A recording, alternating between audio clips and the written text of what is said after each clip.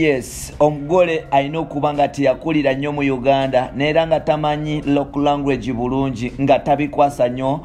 lwa nsonga nga ne bwe mugeya tawulira kuba bambi mugeya ho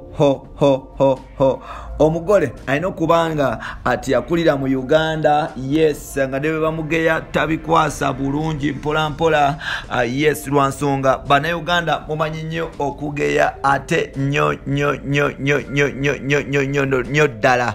tukwaniriza ku mukutu gwaffe omugazi ogumanyikiddwa nga Uganda mu Kamuli amanya ne Dobosi Peter Ntambi Chimso Rich Boy Maxudi Junior wali kuba nti otambula naffe muganda waffe 24/7 wali kuba nti osubscribinga gwe ya subscribinga ate nawatanaba kuba nti osubscribinga kikasera okuba nti osubscribinga tutambule ffenna mpola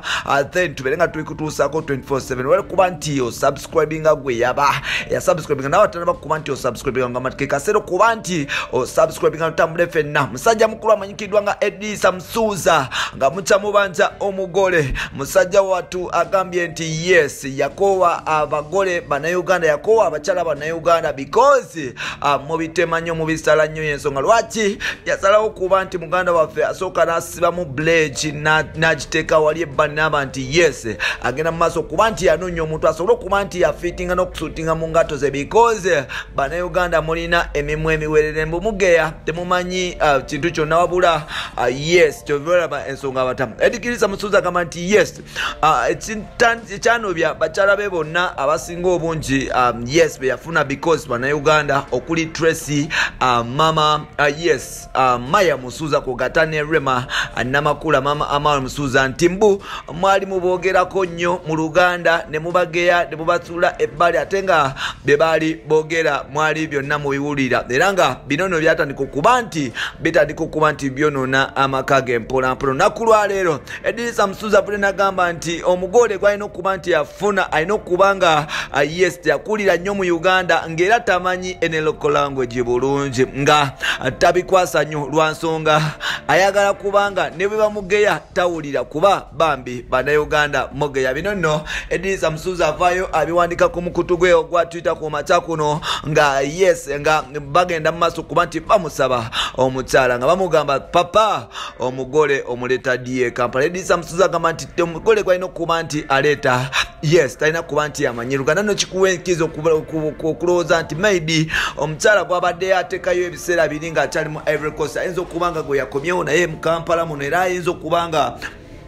yes gwagenda okuba nti awasa mpola kino kitegeeza nti emikisa gya Rema okuba nti addayo yamusuuza abiva macha yabadde byatandise okuba nti boogera mpola gikendedde mitono nnyo ddala Rema takyalina chance kuba nti addayo wamusuuza because Musuuza yakowa abakyala bannayuganda ate naawe omukyala abadde aliyo nga weepikira Edisa Msuza nkugamba mpozi ogenda kukola nga side chick because omusajja yakowa abakyala bannayuganda kino nno kikulaga nti bakyala baffe abe Uganda mulina okubanga mwetereza because services zammwe kirabika zibulamu mpola musajja mukulu amanyikiddwa nga Edisa Msuza yasaze okuba nti abasuula n'okuba nti agenda mu maaso n'okuba nti atambuza obulamu bwe mpola nga agamba mukyala we talina kubeera nti Uganda tujjukire nti last year mu mwezi gwa November yes Edisa Msuza yagenda mu maaso okuba nti afuna ekyekango mwana muwala Rema bwe yasala okuba nti atambulamu ne boyfriend w'omupya amanyikiddwa nga Dr. Hamza Sebunya yes bamukuba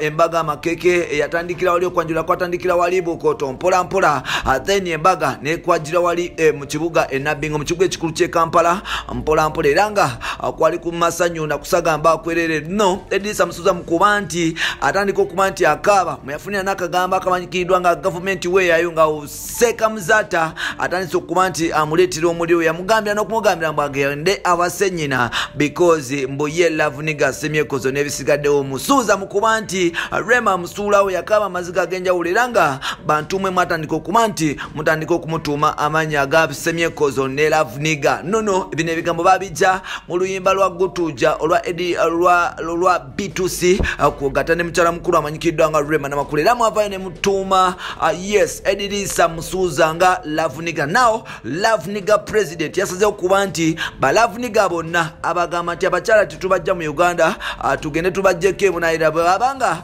tumujja yes mu Uganda ino kuba nti tamanyi lulimi lwa wano lwonna because abaana ba wano muge yamanyi no kuba nti mutabula obufumbo nga mweyogeza ebintu byammwe ku social media n'ebisigaddewo so n'olwekyo Edrisa Musuuza agamba nti kyekira okuba nti atandika okuba nti anoonya obufumbo n'omukyala nga si Munnayuganda nga tamanyi lulimi Luganda tamanyi Lusoga tamanyi Lunyankole simanya Nankeegi simanyi Nankoko simanya Natweri simanyi Twatere Emundu ng'ebyo byonna tabimanyi ng'amanyi lulimi lumu just Luzungu oba French because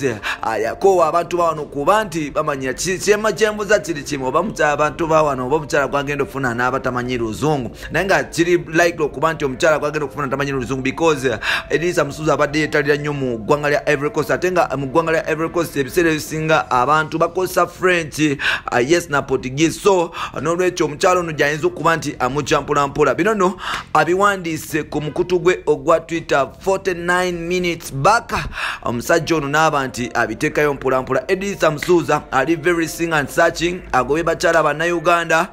yes agamba omukyala gwagenda okuddamu okufuna ataye suppose kuba nti amanyi Oluganda yadde NL language bino byonna ebirala bibonera mu episodes of Ezita Conskadenta Jimson Rich by Maxud Junior tandika okuba nti following at 24/7 tukutuuseko ebyakabi bye bye for now.